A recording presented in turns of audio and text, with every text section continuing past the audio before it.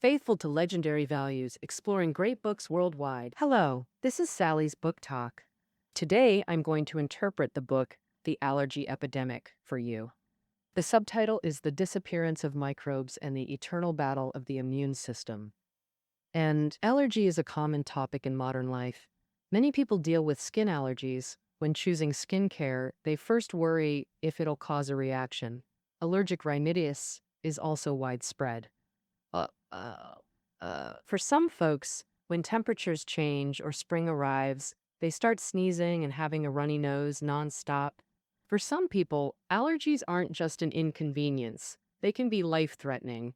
In the US, about 100 people die each year from peanut or nut allergies. Eating a nut can be fatal.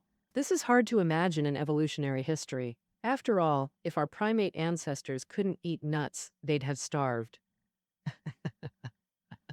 But now, all sorts of allergy issues are not only commonplace, but also getting worse. Take asthma, for example.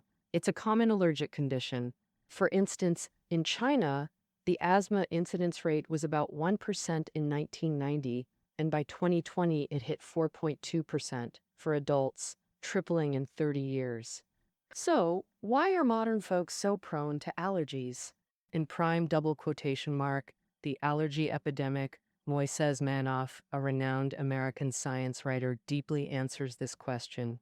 Manoff often publishes in the New York Times and science magazines like Science, Scientific American, and Nautilus. He believes that immune system diseases like allergies are rising mainly because microbes around us are rapidly disappearing in number and variety. The book has 300,000 words and is split into 15 chapters. The author starts with how various microbes vanish, explaining the link between microbe eradication and immune system issues, plus high disease rates. Also, the book explores the immunological roots of modern common diseases like autism. After publication, media outlets gave it rave reviews. For example, the Wall Street Journal commented that Manoff's book compiles hundreds of research findings and offers fascinating new insights. Next, I'll break down this battle between microbes and the human immune system into 3 parts. First, what's the role of the human immune system? How do immune system malfunctions cause diseases? Second, why does the immune system become more prone to problems when external microbes decrease? Third, what are the new ideas for treating and reducing immune system diseases? To understand why immune system diseases are so prevalent now, in part 1, we first need to talk about how the human immune system works. Simply put, the function of the human immune system is to safeguard human health. This protection has 2 dimensions. Externally, it prevents harmful substances from invading the body. Internally, it promptly clears out useless or harmful cells. First, let's talk about the external aspect. The immune system has 3 lines of defense, forming a united front from the surface to the inside, layer by layer, safeguarding human health. The first line of immune defense is the skin and mucous membranes. Secretions from the skin like sweat can directly wash away foreign objects. Mucous membranes in the mouth, stomach, etc. secrete fluids that kill bacteria. On respiratory mucous membranes, there are cilia, densely arranged like mechanical arms swaying in the wind, which can block the invasion of bacteria or viruses. The second line of defense consists of various enzymes and phagocytes with bactericidal effects. For example, lysozyme can dissolve bacteria. Lysozyme is widely found in tears, blood, etc. In body fluids, they cause chemical reactions with bacterial cell walls, destroying bacterial activity, thereby protecting human health. If the human body is a small society, lysozyme is like a regular city administrator, and phagocytes are professional police. Phagocytes exist in the blood. As the name suggests, these cells have phagocytic functions and can forcefully eliminate foreign objects. Once phagocytes detect something breaking through the body's first line of immune defense, they rush to the scene and eliminate the invading pathogens on the spot, preventing them from further invading body tissues. So the third line of defense consists of immune organs like the thymus, lymph nodes, and spleen. Lymphocytes produced in lymph nodes are among the main warriors of this defense. The third line of defense is the ultimate guardian of the human body against external invaders, dealing with those that slip through the first two lines.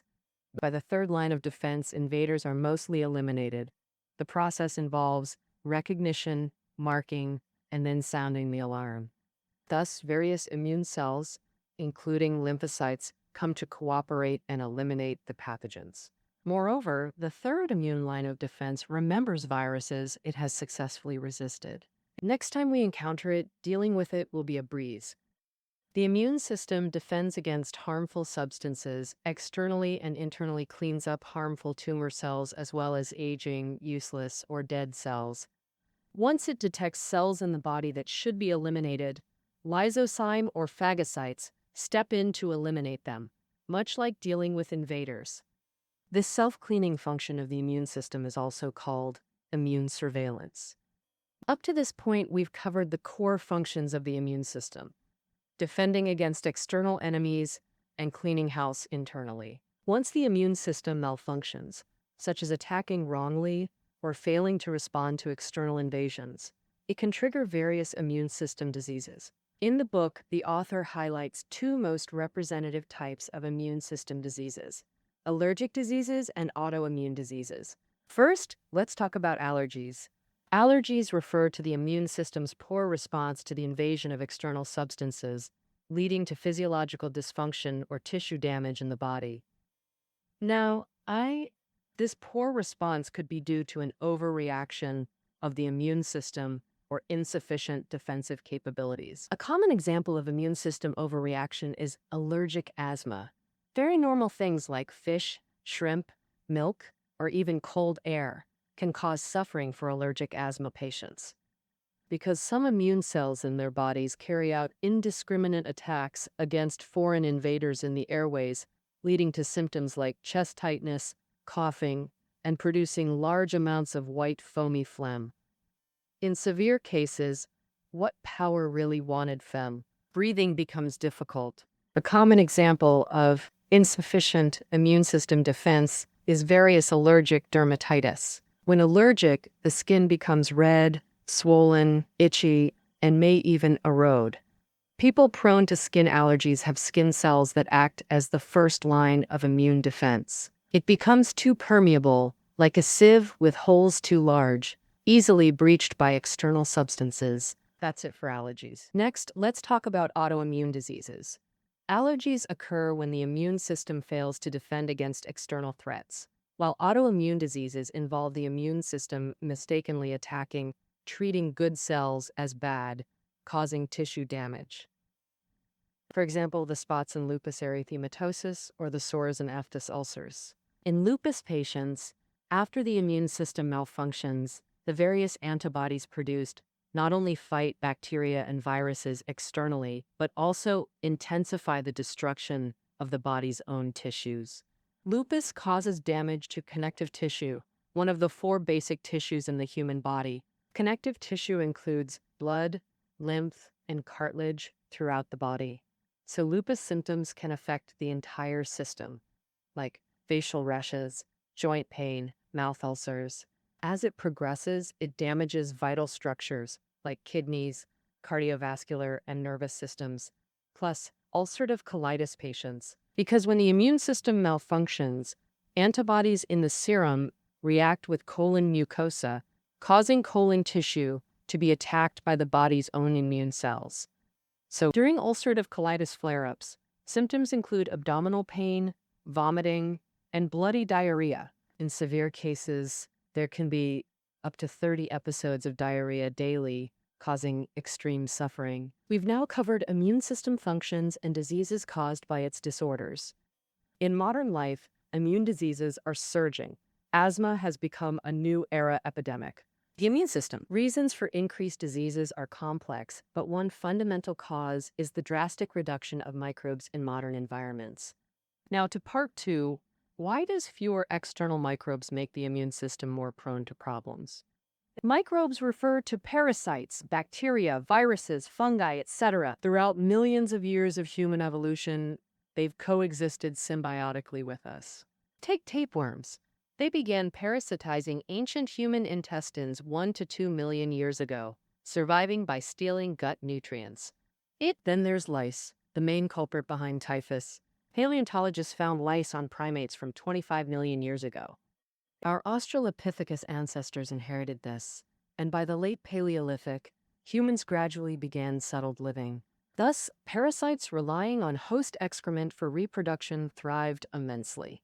For example, schistosomes. Scientists found their eggs in 30,000-year-old Egyptian mummy bladders, plus common human whipworms. Archaeologists discovered whipworms in 5,000-year-old human ceca. Even during the 19th century Industrial Revolution, parasites and bacteria remained abundant. London's crowding and filth caused microbe-driven disease spikes like tuberculosis. Tuberculosis is caused by Mycobacterium tuberculosis, dubbed the White Plague. It once killed 40% of London's urban population. Many celebrities, such as poet Keats, novelist Emily Bronte, and Darwin's daughter, died from tuberculosis. It can be said that before the 20th century, human environments were filled with microbes constantly threatening us with parasites and pathogens, while our immune systems evolved to expect this microbial stimulation, adapting to coexist with them. But this situation underwent dramatic changes with modern hygiene and medical advancements. In 1929, British bacteriologist Alexander Fleming discovered penicillin, the first antibiotic, helping humans eliminate deadly bacteria and save countless lives. From then on, many infectious diseases, including tuberculosis, became far less threatening. As modern medicine and hygiene rapidly advanced, microbes coexisting with humans dwindled, naturally reducing related diseases, a positive development with unintended consequences, since humans entered modern life mere centuries ago after millions of years of microbial coexistence. We haven't adapted to this microbe-scarce environment, causing our immune systems to frequently malfunction. The first issue is the rise in allergic diseases mentioned earlier. Modern habitats distance us from nature, reducing microbial exposure. Thus, the immune system lacks practical experience, weakening its defenses and ability to cope. It struggles to distinguish friend from foe. This leads to frequent immune disorders, like hay fever, one of the earliest recognized allergic conditions. In 1819, British physician John Bostock first reported hay fever cases to London's Medical Society. Symptoms included itchy, watery eyes, redness, and sneezing fits of dozens at a time. Some patients also had chest infections. Initially, cases were rare and mostly affected high society. Thus, hay fever was called a rich man's disease, with doctors attributing it to delicate constitutions and excessive sun exposure among the wealthy. Later medical advances revealed ordinary pollen as the true culprit. Affluent sufferers predominated because they could afford cleaner environments that eliminated pollen, a harmless microbe.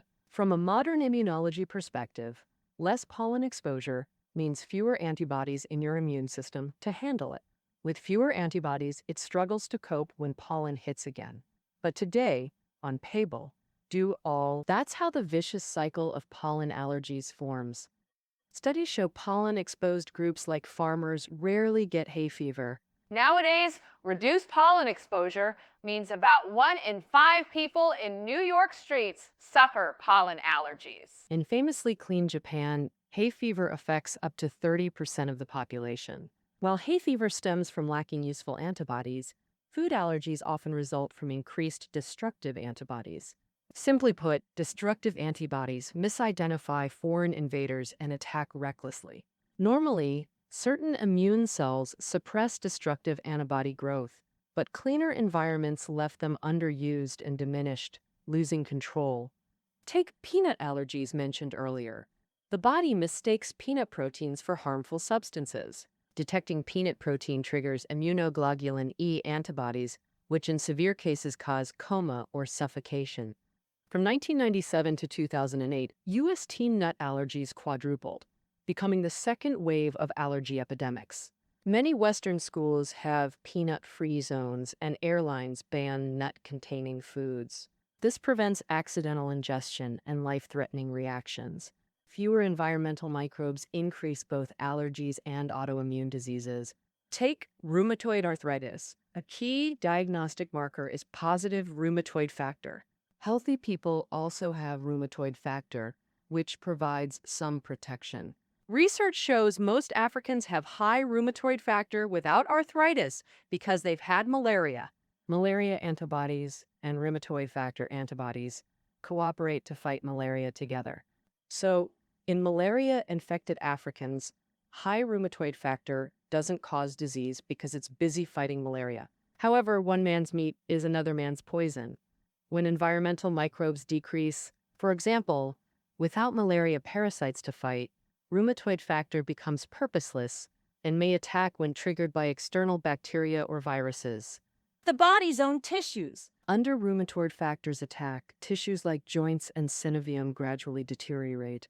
Joint mobility becomes restricted, causing severe deformities, and in serious cases, paralysis. Further research shows rheumatoid arthritis flare-ups correlate with significantly reduced microbial levels, proving microbes' crucial role in immune health. And fewer microbes exacerbate another autoimmune disease, multiple sclerosis. Multiple sclerosis shares similar causes with rheumatoid arthritis. Patients exhibit high eosinophil levels. These white blood cells normally combat bacteria or parasites, but lacking targets, attack central nervous tissue instead, causing inflammation, calcification, gradual loss of mobility and vision, and eventual respiratory failure. Once rare, multiple sclerosis surged after the 19th century. China now has at least 30,000 cases, still tied to cleaner environments. Statistics show higher GDP nations have more immune disorders, while poorer, dirtier areas have fewer. For example, allergies are rare among Albanian children. But in Australia, 1 in 4 children has allergies. The Tsimane people, indigenous to the Amazon, their microbially diverse environment causes frequent parasitic infections and high infant mortality. A quarter of children die from infections before adolescence, yet the Tsimane rarely develop allergies or autoimmune diseases. Scientists attribute this not to special immunity, but to their natural environment training immune system competence. If a Tsimane person lived in New York for a few years, their immune system would likely get messed up from leaving their natural microbe-filled environment. Plus, when someone moves to a cleaner environment, their immune system changes too. So, research shows that some African immigrants to Sweden who didn't have hay fever before, after living in clean, fresh air Sweden for 2 years, 16% developed birch pollen allergies, and over 10 years later, that number tops 50%. Some think this is cause back home they got lots of daily immune stimulation, but in Sweden they lost most of it, so their immune systems became as sensitive as Swedes. Even a pregnant woman's environment affects her kid's future immunity. If a pregnant woman lives in a microbe-rich environment, the fetus's immunity gets trained early. After birth, they're way less likely to get immune system diseases. The book gives an example. Uganda has high rates of AIDS and tuberculosis, and scientists thought worm infections boosted these diseases. So at first they aimed to deworm pregnant women, and then, but a double-blind trial with 2,500 Ugandan moms found that if they took deworming drugs early in pregnancy, their kids had an 82% higher chance of allergic eczema and a 60% higher chance of asthma.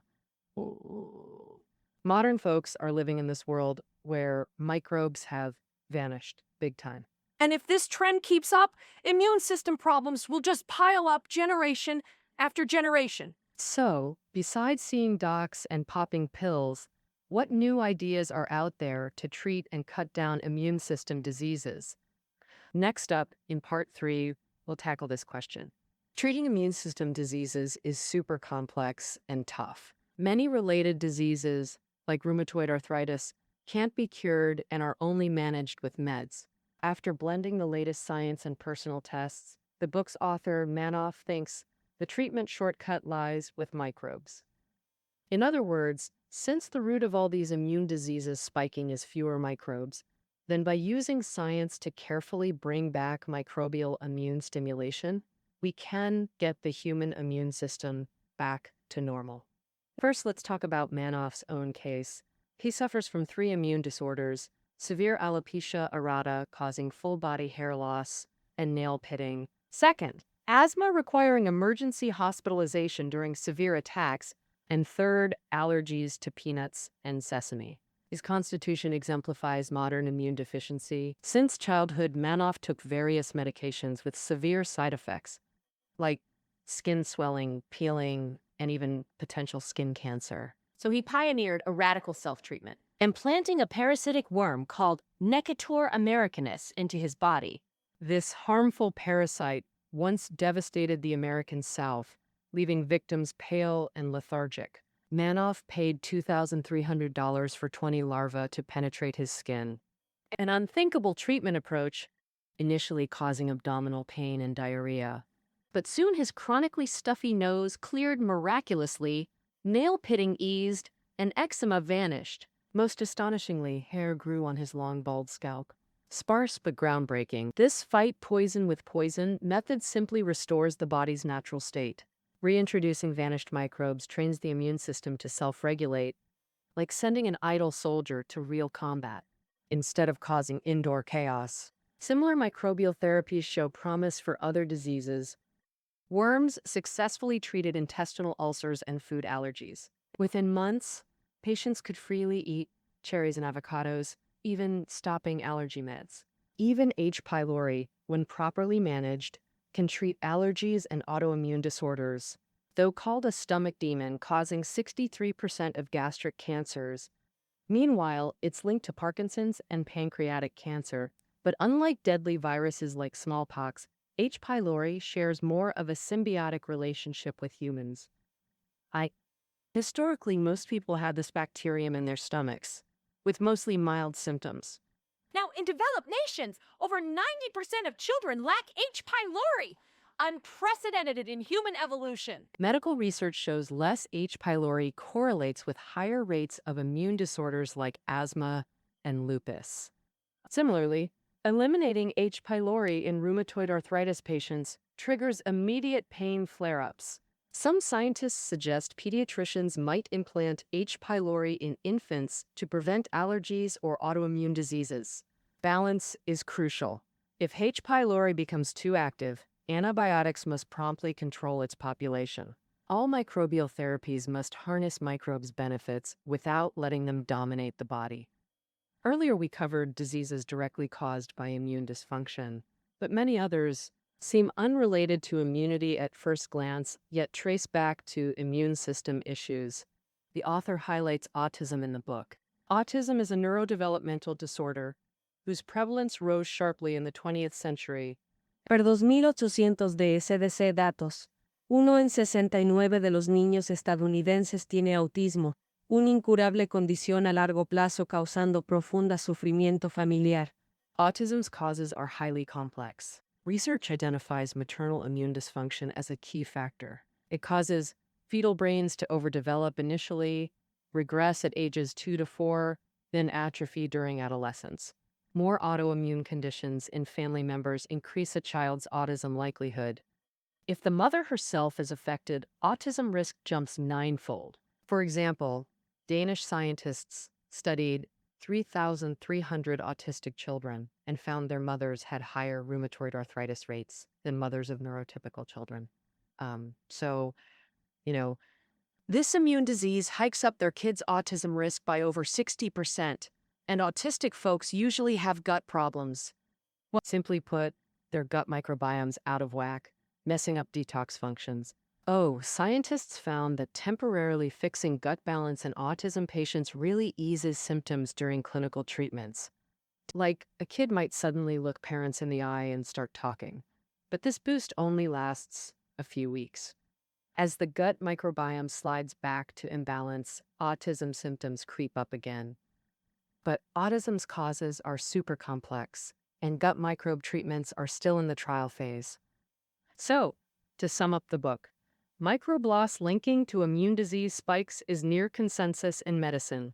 Implanting microbes has risks like causing other illnesses or iffy results, but many trials have succeeded.